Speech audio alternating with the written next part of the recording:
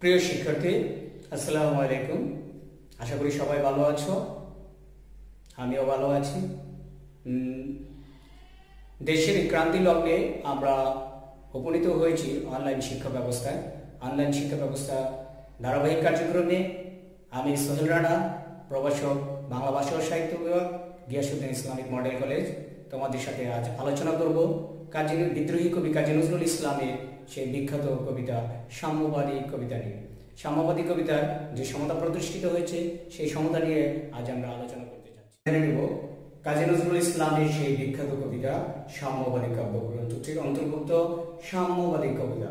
সাম্যবাদী কবিতার মধ্যে কবি প্রকাশ করতে চেয়েছেন সারা বিশ্বের সব ধর্মের, জাতি, বর্ণ নির্বিশেষে সকল জাতির সকল মানুষ এক সমান। আর সকল দেশের সকল মানুষ এক সমান বলতে তিনি সাধারণত ওই ভারতবর্ষকে বোঝাতে চেয়েছেন। ভারতবর্ষ ঠিক সমসাময়িক সময়ে কাজী নজরুল ইসলাম যে সময় এই কাব্য চেতনা বিকাশ ঘটে, তখন ভারতবর্ষ ছিল ব্রিটিশদের পরাধীন। ব্রিটিশ শাসন ও শোষণের বিরুদ্ধে প্রতিবাদ করতে গিয়ে তিনি বারবার কারা নির্যাতিত হয়েছেন এবং তার বিভিন্ন কাব্যগ্রন্থ বাজেয়াপ্ত হয়েছে। আনন্দময়ীর আগমনের বার্তা এই কবিতা প্রকাশের জন্য পরপরই তাকে জেলে যেতে হয়েছে, তার বাজেয়াপ্ত হয়েছে বিশ্বের বাসী এবং অগ্নিবীণা নামক কাব্যগ্রন্থটিও। আর তার মধ্যে তিনি যা চেয়েছেন যে ভারতবর্ষের স্বাধীনতা অর্জন করতে হলে সকল দেশে সকল ধর্মের, ভারতবর্ষে যে সকল হিন্দু, বৌদ্ধ, মুসলিম, খ্রিস্টান, বিল, গাঢ় জাতির যারা রয়েছে সবাই একত্রিতভাবে সংগ্রাম করবে, তবেই দেশের স্বাধীনতা অর্জিত হবে। এই সংগ্রামের সময় সবাইকে আগে একত্রে আনতে হবে, একসাথে কাজ করতে হবে, সেটাকে বলা হয়ে থাকে সাম্য বা সমতা। এই সাম্যবাদ কাব্যগ্রন্থের সকল কবিতাই সাধারণত ভারতের স্বাধীনতা সংগ্রাম অর্জনের জন্য এবং মানুষকে মানুষ হিসেবে প্রতিষ্ঠা লাভ করার জন্য সংগ্রাম। তো আমরা প্রথমে জেনে নিই কাজী নজরুল ইসলাম কিভাবে তার কাব্যিক চেতনার বিকাশ ঘটালেন অথবা কিভাবে তিনি এই কাব্য জগতে প্রবেশ করলেন। তার উদাহরণটা দেখে আমরা, তিনি 1917 সালে প্রথম বিশ্বযুদ্ধে অংশগ্রহণ করেন 29 নম্বর বাঙালি পল্টনে। আর 1914 সালে যে বিশ্বযুদ্ধটা সংঘটিত হয়েছিল, এই যুদ্ধের রেশ ধরে 1922 সালের মধ্যে দিয়ে তার কাব্য চেতনার একেবারে প্রথম, যেটাকে বলতে পারি আমরা, অভিষেক ঘটে বিদ্রোহী কবিতা প্রকাশের মধ্যে দিয়ে। তারপর থেকে আর তিনি থেমে থাকেননি, একেবারে চলে গিয়েছেন 1940 সাল পর্যন্ত, 42 সাল পর্যন্ত তিনি তার কাব্য চেতনা সক্রিয় ছিলেন। যদিও তিনি মৃত্যুবরণ করেছিলেন 1976 সালে।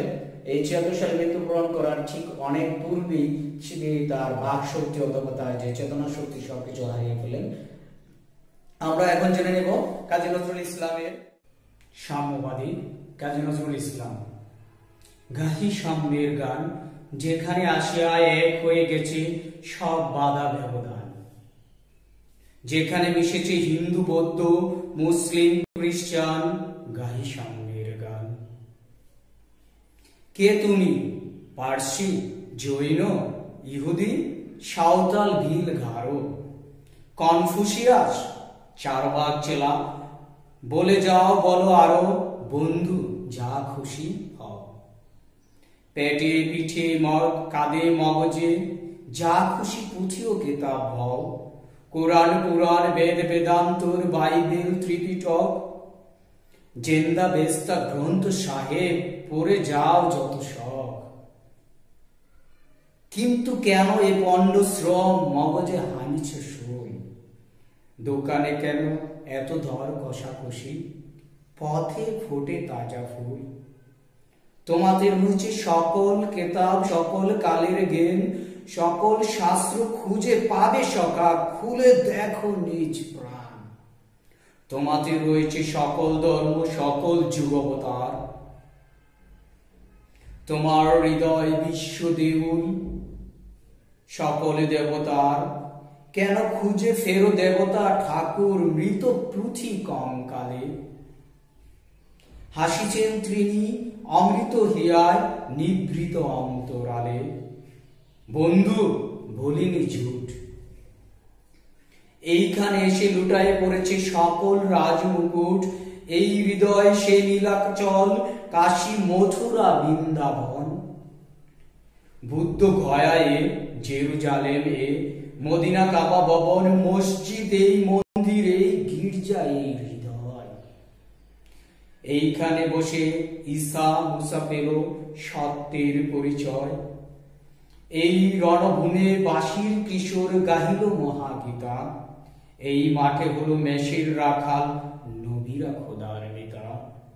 এই হৃদয়ের দেন গুহা মাঝে বসিয়া সাক্ষ্য মুনি, তেজিল রাজ্য মানবের মহাবেদনার ডাক শুনি। এইখানে বসে গাইলেন এই কন্দরে আরব দুলাল, শুনিতেন আহ্বান। এইখানে বসে গাইলেন তিনি কোরআনের সংগান। মিথ্যা শুনিনি ভাই, এই হৃদয়ের চেয়ে বড় কোনো মন্দির কাবা নাই। ইসলামের সাম্যবিতব্য গ্রন্থের সাম্যবাদ কবিতা। গাহি সাম্যের গান, যেখানে আসিয়া এক হয়ে গেছে সব বাধা ব্যবধান, যেখানে মিশে গেছে হিন্দু বৌদ্ধ মুসলিম খ্রিস্টান, গাহি সাম্যের গান। সমতা প্রকাশ করতে হলে সব বাধা ব্যবধান যেখানে আসে এক হয়ে গেছে। কখন এক হয়ে যায়? যখন আমরা মানুষকে মানুষ হিসেবে চিহ্নিত করি, তখন তাকে আমরা হিন্দু বৌদ্ধ মুসলিম খ্রিস্টান এরকম কোনো জাতি ধর্ম বর্ণ নির্বিশেষে তাদেরকে আমরা আলাদা আলাদা ক্লাসিফিকেশন করতে পারি না। তখন তাদের মধ্যে মানুষের সমতা হিসেবে মানুষ হিসেবে চিহ্নিত করে থাকি। কে তুমি? পার্সি, জৈন, ইহুদি, সাঁওতাল, গিল, গারো, কনফুসিয়াস, চারবাক, চেলা, বলে যাও বলো আরো, বন্ধু যা খুশি তা হও। কবি প্রশ্ন করলেন, কে তুমি? কনফুসিয়াস বিখ্যাত বড় একটি দেশ এবং সারা বিশ্বের মধ্যে অন্যতম প্রভাবশালী শক্তিশালী দেশ হচ্ছে চীন। চীনের সেই বিখ্যাত দার্শনিক হচ্ছেন কনফুসিয়াস, দার্শনিক, তারপরে লেখক, সাহিত্যিক ও যেটাকে বলা থাকে ধর্মচিন্তাবিদ কনফুসিয়াস। চারবাক চেলা, চারবাক চেলা হচ্ছে একজন বস্তুবাদী দার্শনিক বা বস্তুবাদী ব্যক্তি, যিনি কোনো ধর্মে বিশ্বাস করতেন না। এক কথা যেটাকে বলা হয় তাকে নাস্তিক। ঠিক আছে, তিনি হিন্দু বৌদ্ধ মুসলিম খ্রিস্টান বেদ বেদান্ত কোরআন তুরান বাইবেল এগুলো কিছুতেই তিনি বিশ্বাস করতেন না। জৈন আরো একটি জাতি ভারতের, ইহুদি জাতি। তারপরে সাঁওতাল হচ্ছে ভারতবর্ষের ক্ষুদ্র নৃগোষ্ঠী। ভিল আরো একটি ক্ষুদ্র নৃগোষ্ঠী। আর গারো, সেটা হচ্ছে বাংলাদেশের ময়মনসিংহ অঞ্চলে গারো পাহাড়ের অন্তর্ভুক্ত যে সকল পার্শ্ববর্তী অঞ্চলে মানুষ রয়েছে। এই ছোট ছোট নৃগোষ্ঠী, একবার বড় নৃগোষ্ঠী থেকে ছোট নৃগোষ্ঠী, বড় মানুষ জাতের সত্তা থেকে ছোট মানুষ প্রিয় জাতির সত্তা, সবার মাধ্যমে তিনি সমতা প্রকাশ করতে চলে। তুমি যা খুশি তা হও বন্ধু, যা খুশি তা হও, পেটে পিঠে কাঁধে মগজে যা খুশি পুঁথি কিতাব হও, কোরআন বেদ বেদান্ত বাইবেল ত্রিপিটক জেন্দা বেস্তা গ্রন্থ সাহেব, পড়ে যাও যত সব, কিন্তু কেন এ পণ্ড শ্রম মগজে হানিছ শুল। তিনি কথা বললেন, আমি যা খুশি তা হই, যা খুশি তা হই কাঁধে পেটে, তাহলে কি পেটে পিঠে কাঁধে মগজে, পেটে পিঠে কাঁধে মগজে। বৌদ্ধ ধর্মের অনুসারী তারা অনেক সময় পিঠের মধ্যে দিয়ে তাদের একটা প্রতীক একটা ঝুলানো থাকে ব্যাগের মতো। তারপরে হিন্দু ধর্মের প্রতীক তারা হচ্ছে গিয়ে কাঁধ থেকে পর্যন্ত ব্রাহ্মণদেরকে একটি পইতে দেওয়া হয়ে থাকে। আর মগজে মুসলিম ধর্মে আমরা অনুসারীদের যে মগজে বলতে আমাদের মাথার মধ্যে মস্তিষ্কের মধ্যে পেটে এবং মগজে সেখানে হচ্ছে যে হাফেজ বা হিফজ, আমরা যে কোরআন মুখস্থ করে থাকি আমাদের মগজের মধ্যে থাকি, যেখানে যেটাই কেন আমরা বহন করে থাকি না কেন, যা খুশি তা হোক। এখানে বলে কোরআন মুসলমানদের সর্বোচ্চ ধর্মীয় গ্রন্থ হচ্ছে কি কোরআন। পুরাণ হচ্ছে কি হিন্দুদের ধর্মীয় গ্রন্থ। ত্রিপিটক হচ্ছে যে বৌদ্ধদের ধর্মীয় গ্রন্থ। সেটা হচ্ছে যে ত্রিপিটক তিনটা পিটকের সময় বিনয় পিটক, সুক্ত পিটক এবং অভিধান পিটক। বেদ বেদান্তর বলতে চারটা বেদ গ্রন্থ বলা হচ্ছে হিন্দু ধর্মগ্রন্থের অনুসারে, সেটা হচ্ছে ঋগ্বেদ, সামবেদ, যজুর্বেদ, অথর্ববেদ। এই চারটা বেদ বেদান্ত সবকিছু যা কিছুই কেন অনুসরণ হই না কেন। আরেকটা হচ্ছে যে জেন্দা বেস্তা গ্রন্থ সাহেব পড়ে যাওয়া যেত, কারণ সেই জেন্দা বেস্তা একটি গ্রন্থ হচ্ছে প্রাচীন ধর্মীয় গ্রন্থ রয়েছে। জেন্দা হচ্ছে তাদের ভাষার নাম আর আবেস্তা হচ্ছে তাদের ধর্মীয় নাম। এই জেন্দা বেস্তা যা অনুসারী না হোক না কেন, কিন্তু কেন এই পণ্ড শ্রম মগজে হানি হচ্ছে শুল, দোকানে কেন এ দর কষাকষি, পথে ফোটে তাজা ফুল, তোমাতে রয়েছে সকল দেবতার সকাল কালের জ্ঞান, সকল শাস্ত্র খুলো, সকল শাস্ত্র খুঁজে পাবে সকাল, খুলে দেখো নিজ প্রাণ। এখন বলা হচ্ছে যে এই সকল আমি খুঁজতে যে মানুষের উপকার করতে যে যেন একটা পণ্ড শ্রম বৃথা শ্রম করছি, মগজের মধ্যে আমি একটা যেন শুল বা অস্ত্র বিদ্ধি করে দিচ্ছি।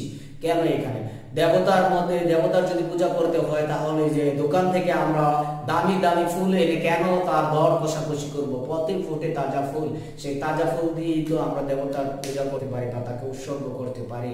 তাহলে হচ্ছে কি আমাদের মন মানসিকতা চেঞ্জ করতে হবে। মন মানসিকতা চেঞ্জ করতে আমরা সবকিছু পাবো। সেক্ষেত্রে হচ্ছে কি তোমাদের রয়েছে সকল দেবতা, সকল কালের জ্ঞান, সকল শাস্ত্রগুলো পাবে সদা, খুঁজে দেখো নিজ প্রাণ। এই যে আমি মানুষ, সকল ধর্ম, সকল কাল, সকল জীবন সবকিছু কেন তৈরি হয়েছে? শুধু মানুষের উপকারের জন্য। মানুষকে নিয়ে তো ধর্ম ক্লাসিফিকেশন হয়েছে। তাহলে এই ধর্ম বাদ দিয়েও মানুষ আরেকটি পরিচয় রয়েছে, আমি মানুষ। মানুষ হিসেবে মানুষকে পরিচয় করে দেওয়া হচ্ছে সমতা। তোমাদের রয়েছে সকল কালের জ্ঞান। তাহলে মানুষের মনের মধ্যে রয়েছে সকালের জ্ঞান। এই জ্ঞানটাকে নিয়ন্ত্রণ করার জন্য ধর্ম ব্যবস্থা। সকল শাস্ত্র খুলে পাবে, কোরআন পুরাণ ত্রিপিটক বাইবেল যা আছে সব শাস্ত্র খুলে পাবো। দেখো নিজ প্রাণ, সেখানে যা আছে সব মানুষের মনের কথাই লেখা আছে। তোমাদের রয়েছে সকল ধর্ম, সকল যুবতার, তোমার হৃদয় বিশ্ব দেউল, সকলের দেবতার। তাহলে তোমার হৃদয় বিশ্ব দেউল, সকল দেবতার, সকলের দেবতার। কেন খুঁজে ফেরো দেবতার ঠাকুর, মৃত পুঁথি কঙ্কালে, হাসিছেন তিনি অমৃত হীরায় নিভৃত অন্ধরালে। বন্ধু বলিনি ঝুট, এইখানে এসে লুটাইয়া পড়ে সকল রাজমুকুট। তোমার হৃদয় বিশ্ব দেউল, তার মানে দেউল অর্থ হচ্ছে যেখানে ধর্মীয় স্থান। একটা ক্ষুদ্র অর্থ বলে দেবালয়, যেখানে উপাসনা করা হয়, কিন্তু ব্যাপক অর্থ হচ্ছে যে দেউল বলতে যেখানে আমরা ধর্মীয় কর্ম পালন করে থাকি, হিন্দু, মুসলিম, খ্রিস্টান, আমরা যে যা ধর্ম পালন করি, যে স্থানে যে পালন করি, মুসলিমরা স্থানে যেমন মসজিদে পালন করে, হিন্দুরা পালন করে মন্দিরে, খ্রিস্টানরা পালন করে গির্জা, আর হচ্ছে গিয়ে বুদ্ধরা প্রায়টাতে পালন করে, এটাকে বলা হয়েছে দেউল। তোমার হৃদয় সবকিছুর মধ্যে, মসজিদে যে, মন্দিরে যে, দেবালয়ে যে আমরা কি করি, আমাদের মন থেকে, আমাদের অন্তর থেকে, আমাদের আত্মা থেকে স্রষ্টার কাছে কোনো একটা প্রার্থনা করি, সেটা হচ্ছে তাহলে সবকিছু যদি মন থেকে করি তাহলে সেটা কি আমার হৃদয়ের মধ্যে সবকিছু অবস্থান করছে। কেন খুঁজে ফেরো দেবতা ঠাকুর, মৃত পুঁথির কঙ্কালে। তাহলে আমি দেবতা বা ঠাকুর কে কেন মৃত পুঁথির কঙ্কালে খুঁজে থাকবো? এখানে হিন্দু ধর্মকে বিশেষ করে আইডেন্টিফাই করা হয়েছে, দেবতাকে কেন তোমরা খুঁজে থাকো মৃত কঙ্কালের মধ্যে থেকে। আমরা সাধারণত নির্জীব একটা প্রাণ যার কোনো প্রাণ নেই, নির্জীব প্রাণে কোনো একটা মূর্তিকে আমরা পূজা করে থাকি, যার কোনো কিছু দেওয়ার ক্ষমতা নেই। কেন খুঁজে বেরো তার মধ্যে? তাহলে খুঁজে বেরো দেবতা ঠাকুর, মৃত পুঁথির কঙ্কালে। অথবা মুসলিমের মধ্যেও অনেকে শুধুমাত্র তসবিহ তাজিব করে তার মধ্যে দিয়ে তিনি স্রষ্টাকে পেতে চায়। বৌদ্ধদের মধ্যেও রয়েছে, বৌদ্ধরা অনেক সময় এই যে তারা তাদের ধর্মীয় যে সকল বিধিবিধানগুলো এর মধ্যে মেনে থাকে, ধর্মীয় মন্ত্রগুলো পড়তে থাকে, কিন্তু এর মধ্যে মানুষকে পাওয়া যাবে না, স্রষ্টাকে পাওয়া যাবে না, সে কথা বলছে। হাসিছেন তিনি অমৃত হিয়ায় নিভৃত অন্তরালে। এই সকল কথা যখন আমরা বলতে থাকি, এরকম কাজ করতে থাকি, তাহলে যিনি আমাদেরকে সৃষ্টি করেছেন, সর্বশ্রেষ্ঠ স্রষ্টা, তিনি যেন অমৃত হিয়া থেকে, তার মানে হচ্ছে স্বর্গীয় থেকে, তিনি যেন স্বর্গ থেকে, তার আরশ থেকে, তার যে অদৃশ্য সত্তা, এই অদৃশ্য সত্তা থেকে তিনি যেন অমৃত হিয়া থেকে হাসছেন অন্তরালে। আমাদের এই সকল কাজকর্ম থেকে যে অন্তর তিনি হাসছেন। ঠিক আছে, তাহলে যিনি স্রষ্টার সৃষ্টিকে অতিক্রম করে তাকে পেতে চাবে, সে কখনোই স্রষ্টাকে পাবে না।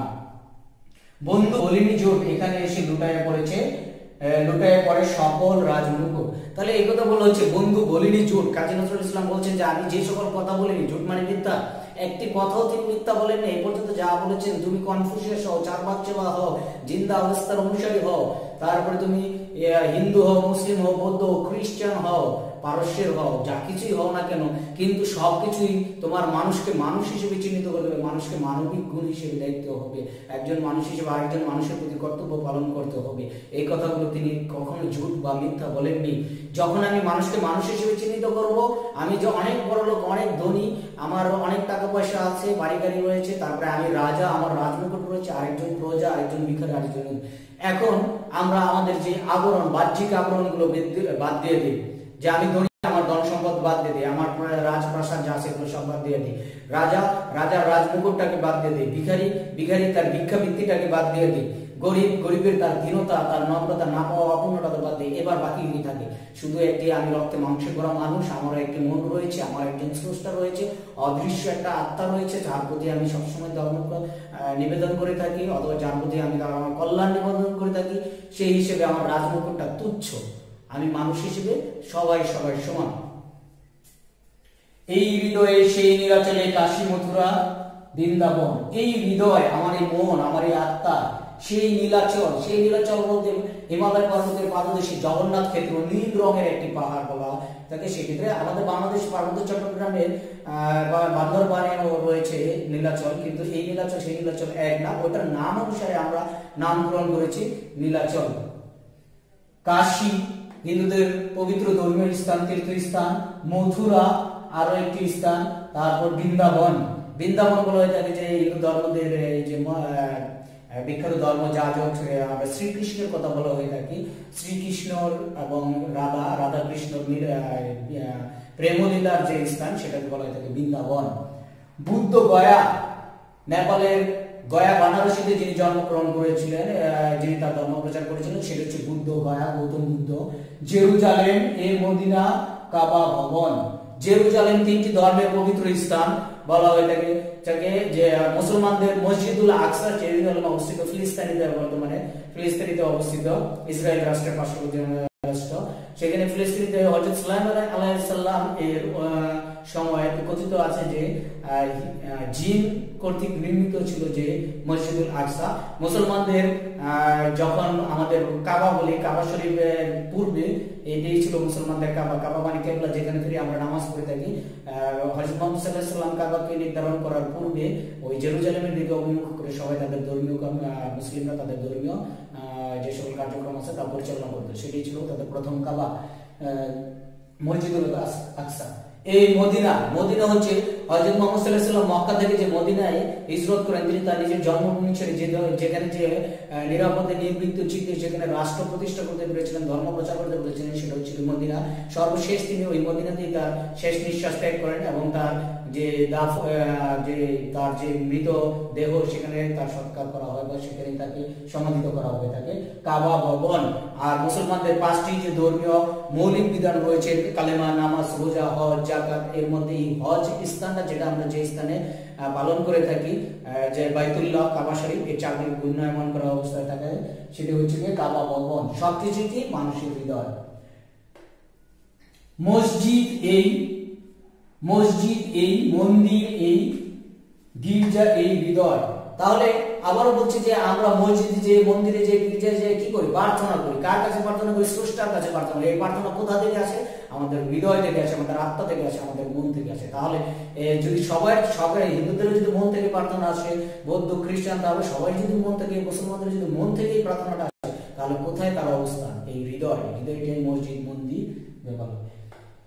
এই রণভূমি, এইখানে বসে ঈসা মুসা পেল সত্যের পরিচয়।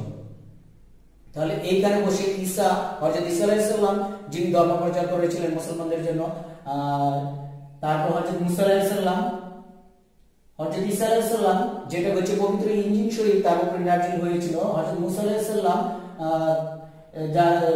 সালাম আরো একজন ধর্মীয় কি বলা হয় তাকে, নবী রাসূল বলা হয় তাকে, আর সত্যের পরিচয় যেখানে পেয়েছিলেন। ঈসা আলাইহিস সালাম যেটাকে আমরা হযরত ঈসা আলাইহিস সালাম বলে থাকি, খ্রিস্টানরা সেটাকে যীশু খ্রিস্ট বলা হয়ে থাকে, যার উপরে ওরা বলে থাকে যে বাইবেল নাজিল হয়েছিল। তার মানে হচ্ছে ঐশ্বরিক বাণী, যে পরিশুদ্ধ চারখানা কিতাব রয়েছিল, সেই কিতাবের মধ্যে একটা, সেটা হচ্ছে গিয়ে ইনজিল শরীফ, আর খ্রিস্টানরা সেটাকে বলে থাকে বাইবেল। এই হৃদয়ে ঈসা মুসা পেল সত্যের পরিচয়। তার কোথায়? তাদের হৃদয় থেকে, তাদের আত্মা থেকে মানুষকে ধর্ম প্রচার করেছিলেন। এই রণভূমি বাসীর কিশোর গাইল মহাগীতা। এই রণভূমি বলতে পুরো ভারতবর্ষকে বোঝানো হয়েছে। ভারতবর্ষের মধ্যে যে ধর্মটা সনাতন ধর্ম হিসেবে পরিচিত, সনাতন ধর্ম প্রবর্তন করেছে এই সনাতন ধর্ম হচ্ছে কি শ্রীকৃষ্ণকে বলা হয়েছে কি বাঁশির কিশোর। তিনি বাঁশি বাজাতেন। ওই পূর্বে যেটা বলা হয়েছে বৃন্দাবনে তিনি বাঁশি বাজাতেন। বাঁশির কিশোর গাইল মহাগীতা, তিনি যে গীতা পাঠ করেছিলেন সেই কথাটা বলা হয়েছে। এই মাঠে হলো মেষের রাখাল, নবীরা খোদার মিতা। এই মাঠে হলো মেষের রাখাল, নবীরা খোদার মিতা। এই মাঠে মেষের রাখাল বলতে হযরত মুহাম্মদ সাল্লাল্লাহু আলাইহি সাল্লাম যেই সময় মেষ চালাতেন আরব ভূমিতে, আরবের বিভিন্ন মাঠের মধ্যে, মরু অঞ্চলের মধ্যে, যেখানে চারণ ভূমি বা তৃণচারণ ছিল, তৃণ ছিল, সেখানে যে ঘাস খাওয়াতেন, মেষ আমাদের যে ছাগল বা হচ্ছে দুম্বা প্রকৃতি, দুম্বা বলা হয়ে থাকে সেটাকে মেষ। এই মাঠে মেষের রাখাল নবীরা খোদার নেতা, এই হৃদয়ে জ্ঞান গুহা মাঝে বসিয়া সাতকুমুনি তেজিল রাজ্য মানবের মহাবেদনার রাজশরী। এই হৃদয়ে, তাহলে যে মানুষের মনকে পাওয়ার জন্য, মানুষের আত্মাকে মন করে আত্মাকে প্রশান্তি দেওয়ার জন্য শাক্যমুনি, যিনি মুনি বংশের প্রতিষ্ঠাতা ছিল, হৃদয়ে ধ্যান মগ্ন ছিলেন, তিনি হচ্ছেন ধ্যান মগ্ন ছিলেন গুহার মাঝে। তেজিল রাজ্য, তিনি তার রাজ্য যে মানুষের কল্যাণের জন্য, মানুষের দুঃখ বেদনা দূর করার জন্য তিনি তার রাজপ্রসাদ বা রাজ্য ক্ষমতা যা আছে এটা দূর করে দিয়ে তিনি যে ধ্যানমগ্ন অবস্থায় রয়ে গেলেন। কি জন্য? শুধুমাত্র মানুষের কল্যাণের জন্য। বিশাল বড় রাজ পরিবার, রাজ বংশ সবকিছু রাজমুকুট খুলে দিয়ে, তার পূর্বে তিনি বলেছেন এইখানে এসে লুটাইয়া পড়ে সকল রাজমুকুট। তাহলে এই যে সকল রাজমুকুট লুটাইয়া পড়ে, এর আমরা দুইটা দিক দেখতে পাই। একটা হচ্ছে যে শাক্যমুনির কথাটা বলা হচ্ছে, আর হযরত মুহাম্মদ সাল্লাল্লাহু আলাইহি ওয়াসাল্লামের কথাটাকে আমরা এটা বলতে পারি। শাক্যমুনি তার রাজ্য বৌদ্ধ ধর্ম প্রচারের জন্য তিনি যে তার রাজ্য সীমা অতিক্রম করে ধ্যানমগ্ন ছিলেন। হযরত মুহাম্মদ সাল্লাল্লাহু আলাইহি ওয়াসাল্লামকে যখন তিনি ধর্ম প্রচার করে থাকেন, তখন তিনি বিখ্যাত কুরাইশ বংশে জন্মগ্রহণ করেছিলেন। এই কুরাইশ বংশের যে সকল ধর্ম হত্যাকর্তারা এসেছিল, তারা বলেছিল তোমাকে কুরাইশদের নেতা বানিয়ে দেবো, কুরাইশদের প্রধান বানিয়ে দেবো, তোমাদের রাজক্ষমতা দিয়ে দেবো, এই সমগ্র আরব উপমহাদেশে তোমাকে প্রদান করে দেবো, তুমি তোমার ধর্ম প্রচার থেকে বিরত থাকো। কিন্তু তিনি সত্য ধর্ম প্রচার থেকে বিরত থাকেন নাই, তার মানে রাজমুকুটটা লুটাইয়া পড়েছে সেইখানে। এই কন্দরে আরব দুলাল শুনিবে মহা শুনিতেন আহ্বান, এই কন্দরে আরব দুলাল শুনিতেন আহ্বান, এইখানে বসিয়া গাইলেন তিনি কোরআনের সমাধান। মিথ্যা শুনিবে ভাই, এই হৃদয়ের চেয়ে বড় কোনো বড় মন্দির কাবা নাই, এই হৃদয়ের চেয়ে বড় কোনো মন্দির কাবা নাই। এই কন্দরে, কন্দর মানে হচ্ছে একটা পর্বত আবিষ্ট, চারদিকে পর্বত থাকে, তার মধ্যে একটা গুহা, যেখানে বসে হযরত মুহাম্মদ সাল্লাল্লাহু আলাইহি ওয়াসাল্লাম আরব দুলাল হিসেবে হযরত মুহাম্মদ সাল্লাল্লাহু আলাইহি ওয়াসাল্লামকে চিহ্নিত করে হযরত মুহাম্মদ সাল্লাল্লাহু আলাইহি ওয়াসাল্লাম ধ্যানমগ্ন ছিলেন। তিনি তার 40 বছর বয়সে যে ঐশ্বরিক বাণী পেয়েছিলেন, সূরা আলাকের যে প্রথম আয়াতের অংশ বিশেষ আয়াতগুলো যে প্রকাশিত হয়েছিল, ইকরা বিসমি রাব্বিকাল্লাযী খালাকাল ইনসানা মিন আলাক, এই যে পড়ো তোমার প্রভুর নামে যিনি তোমাকে সৃষ্টি করেছেন, এই সূরা আলাকের অংশ বিশেষ তিনি প্রথম শুনেছিলেন। এই কন্দরে আরব দুলাল শুনিতেন আহ্বান। হযরত জিবরাইল আলাইহিস সালাম তার যে ঐশ্বরিক বাণী নিয়ে এসেছেন মানুষের মুক্তির জন্য, মানুষের কল্যাণের জন্য, সেই কথা তিনি এখানে শুনেছেন। এখানে বসিয়া গাইলেন তিনি কোরআনের সমগান, এখানে বসে তিনি তার হৃদয়ে, তার আত্মা থেকে, তার অন্তর থেকে কোরআনের সমগান বলতে সমগান সমতা বা ইকুয়ালিটি বা সমতা সবার মধ্যে সমান করেছে। আরব সময়, ঠিক সেই সময় সমসাময়িক সময় আরবে সবার সমান অধিকার ছিল না, ধনী দরিদ্রের মধ্যে অনেক ব্যবধান ছিল। আর হচ্ছে আরবের মধ্যে পুরুষ এবং নারীর মধ্যে যে ব্যবধান ছিল, পুরুষরা সবসময় যদি নারীদের নির্যাতন করতো, অত্যাচারিত নির্যাতিত দাস প্রথা রয়েছিল, এই প্রথাগুলোর বিরুদ্ধে হযরত মুহাম্মদ সাল্লাল্লাহু আলাইহি ওয়াসাল্লাম কোরআনের বাণী নিয়ে তার মধ্যে একটা সমতা প্রকাশ করা সর্বোচ্চ প্রচেষ্টা চালিয়েছিলেন এবং তিনি সফল হয়েছেন।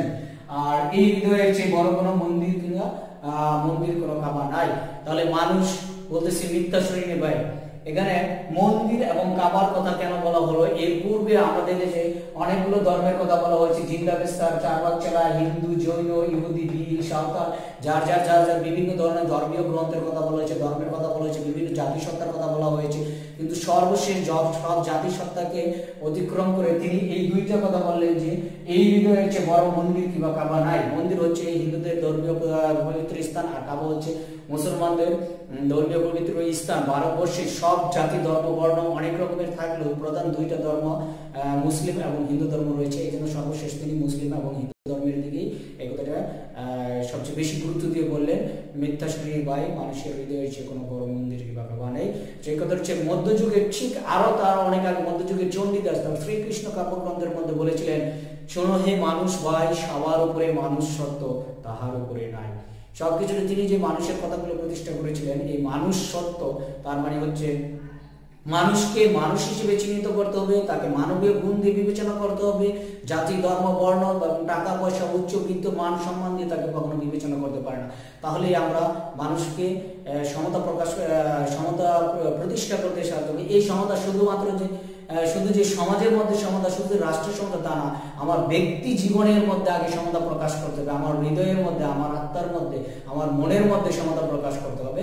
তবে আমি রাজা, আমি আরেকজন প্রজা, আমি অনেক ধনী আরেকজন অনেক গরিব, এই ধনী গরিব রাজা প্রজা আমাদের অর্থনৈতিক বৈষম্যটা যদি দূর করে দিই, তাহলে বাকি কি থাকে? আমি মানুষ, সাধারণ যে লোক সেও মানুষ।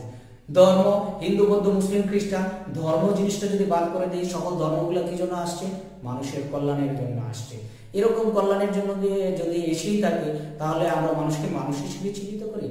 আশা করি আমরা সবাই আমাদের সমাজ জীবনে, রাষ্ট্রের জীবনে, ধর্মীয় জীবনে, অর্থনৈতিক জীবনে এবং আমাদের বাস্তব জীবনে, তথাপি সর্বোপরি আমাদের হৃদয়ের মধ্যে সমতা প্রকাশ করতে সক্ষম হব। কাজী নজরুল ইসলামের এই সাম্যবাদী কবিতা থেকে দীক্ষা গ্রহণ করে আমরা সবাই এক সুরে বলতে চাই, সেই চণ্ডীদাসের মহাবাণীর যে চণ্ডীদাসের যে মহাবাণীটি রয়েছে, শুনো হে মানুষ ভাই, সবার উপরে মানুষ সত্য, তাহার উপরে নেই। আর কাজী নজরুল ইসলাম যে কথাটি বলেছিলেন, মিথ্যা শুনিয়ে ভাই, এই হৃদয়ের চেয়ে বড় কোনো মন্দির কাবা নাই। তাহলে আমরা আমাদের হৃদয় দিয়ে, অন্তর দিয়ে, আত্মা দিয়ে সবাইকে অনুভব করব, মানুষকে মানুষ হিসেবে চিহ্নিত করব, মানবিক গুণ দিয়ে বিবেচনা করব, কোনো জাতি বৈষম্য বা অর্থনৈতিক বৈষম্য নয়। আশা করি কাজী নজরুল ইসলামের সেই বাণী সবাই বুঝতে পেরেছ। আর তিনি যেটা বলেছিলেন, যবে উৎপীড়িতের কন্দনদ্রল আকাশে বাতাসে ধরিবে না, অত্যাচারীর খড়গ কৃপান ভীম রণবনে রণিবে না, বিদ্রোহী রণক্লান্ত আমি সেই দিন হব শান্ত। এই হিসেবে আমাদেরকে বিদ্রোহী হতে হবে, অত্যাচারের বিরুদ্ধে আমাদেরকে বিদ্রোহী হতে হবে, ধনী দরিদ্র এই বৈষম্যের বিরুদ্ধে আমাদেরকে বিদ্রোহী হতে হবে, সমাজের অসমতাকে দূর করার জন্য, সমতা প্রতিষ্ঠা করার জন্য। আসুন আমরা সবাই সত্য, সুন্দর, স্বচ্ছ জ্ঞান অর্জন করার মধ্যে সমাজে সত্য, সুন্দর ও স্বচ্ছতা সুপ্রতিষ্ঠা করি। ধন্যবাদ সবাইকে। সবাই বুঝতে পেরেছো নিশ্চয়ই। আর যদি তার মধ্যে কোনো কিছু সমস্যা থেকে থাকে, বুঝতে না পারো, তাহলে কমেন্টস বক্সে আমাকে অবশ্যই কমেন্টস করবে। আমি সর্বোত্তম চেষ্টা করব যথার্থ ও সঠিক ব্যাখ্যা প্রদান করার জন্য।